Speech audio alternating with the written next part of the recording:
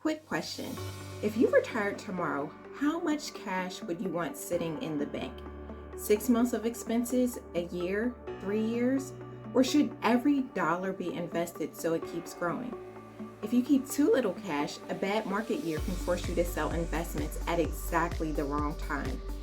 Keep too much, especially with a portfolio in the seven figures, and you could be quietly leaving hundreds of thousands of dollars on the table over a 20 or 30-year retirement. So let's actually figure out where to draw the line. Hey, I'm Leah Woodley, a certified financial planner with Dorval and Sherney Financial Advisors. I work with professional women and families who want their money to support the quality of life they actually want, not just the biggest number on a statement.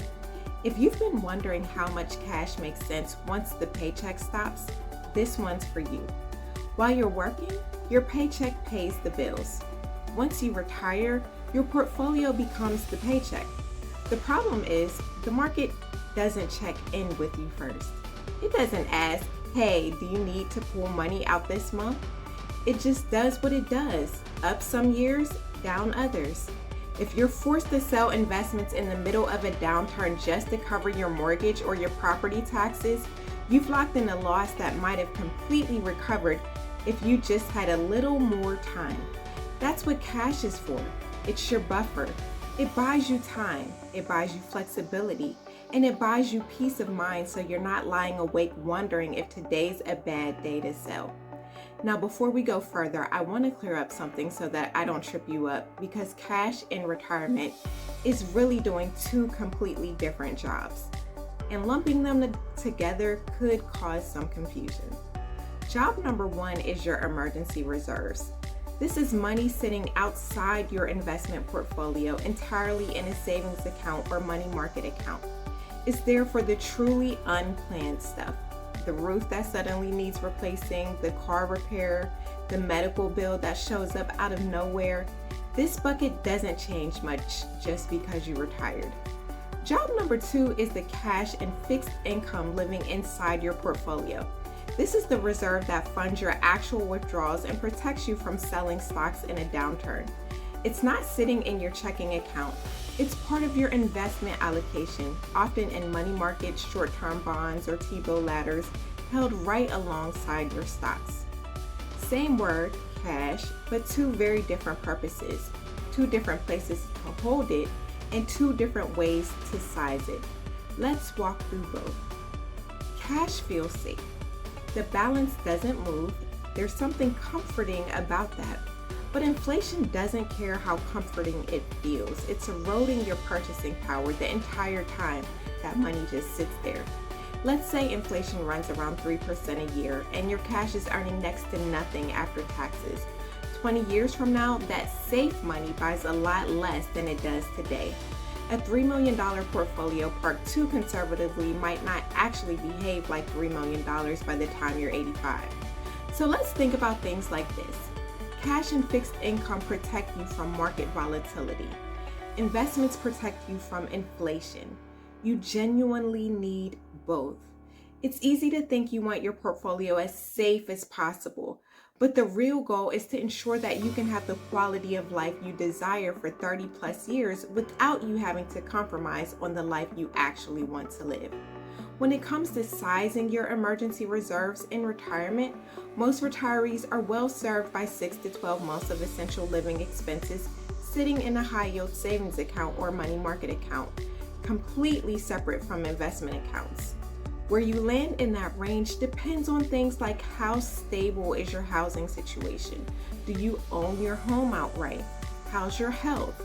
Do you have a spouse whose income or benefits might change? The less predictable your situation, the closer to 12 months you'd want to be. This money is boring on purpose. It's not trying to grow. Its only job is to be there, fully liquid, the moment you need it without needing to wait for a trade to settle or thinking about what you would have to sell.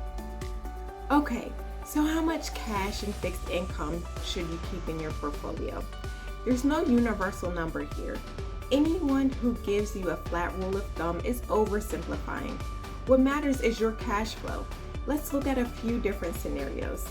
Scenario 1, guaranteed income covers most of your expenses.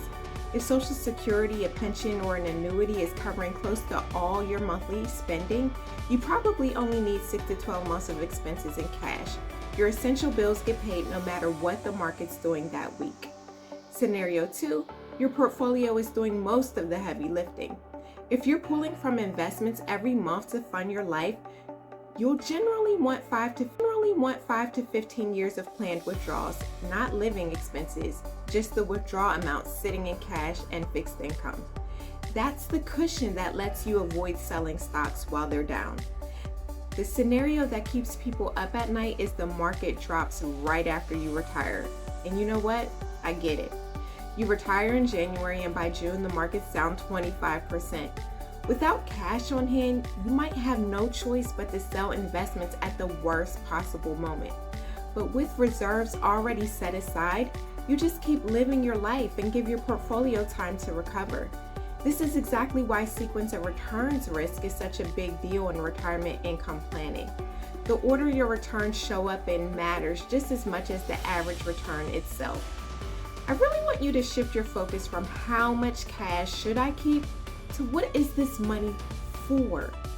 Living outside the portfolio in your emergency reserves is cash for true unplanned emergencies, like the roof, the car, the surprise medical bill, as well as a reserve for a job loss or income disruption, if that's still relevant to your household.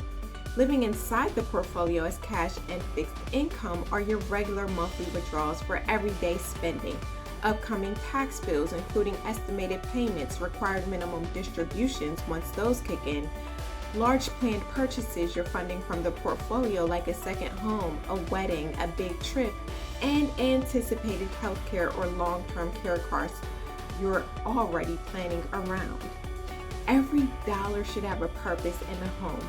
It's not just sitting there, it's actively supporting your plan. Here's how I'd walk through this with a client.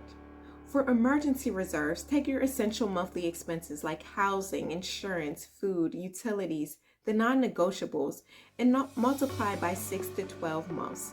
Hold it in a high-yield savings account or money market completely outside your investment accounts. This number doesn't move much based on your portfolio size. It's driven by your actual monthly cost. Your portfolio's cash and fixed income allotment is a bit different. First, we are going to determine your actual cash flow needs. Life is dynamic and things change, so this is something we would revisit at least annually. Next, we look at your guaranteed income sources like Social Security and pensions. If there is a gap between your cash flow needs and your guaranteed income sources, that gap is what would be filled by your portfolio, and we would keep 5 to 15 years of that number in cash and fixed income. Let's run real numbers. Say you spend $100,000 a year. Social Security and a pension cover $80,000 of that. Your portfolio needs to generate the remaining $20,000. 5 to 15 years of that withdrawal amount is $100,000 to $300,000 in cash and fixed income. Now on a $2 million portfolio, that might only be 5 to 15% of your total assets. That's the number that actually matters, not some flat percentage rule you saw in a generic article. The right number for you depends on your risk tolerance, your allocation, your health, and the reliability of your income sources. One mindset shift that helps a lot of my clients is to recognize that cash was never supposed to earn you a great return. That's not its job. Its job is stability. It buys you confidence. It keeps you from making a panicked, emotional decision the one time it would actually cost you. Your investments are what create long-term growth. Your cash is what creates short-term confidence. You need both. You need them to work together, not one instead of the other. There's no universal rule of thumb for the right amount of cash and fixed income. It comes down to your actual retirement income plan and remembering that your emergency reserves and your portfolio's cash and fixed income are solving two different problems. Two people can have the exact same portfolio balance and need completely different cash positions depending on their spending, their pensions, their lifestyle situation, and their goals. If you'd like help building a retirement income strategy that actually balances growth, stability, and peace of mind, I'd love to help. Reach out and let's talk. If this was helpful, hit like, subscribe, and share it with someone who's getting close to retirement. And remember, financial success was never about having the most money. It's about having enough to live the quality of life that actually matters to you. Thanks for watching. I'll see you in the next one.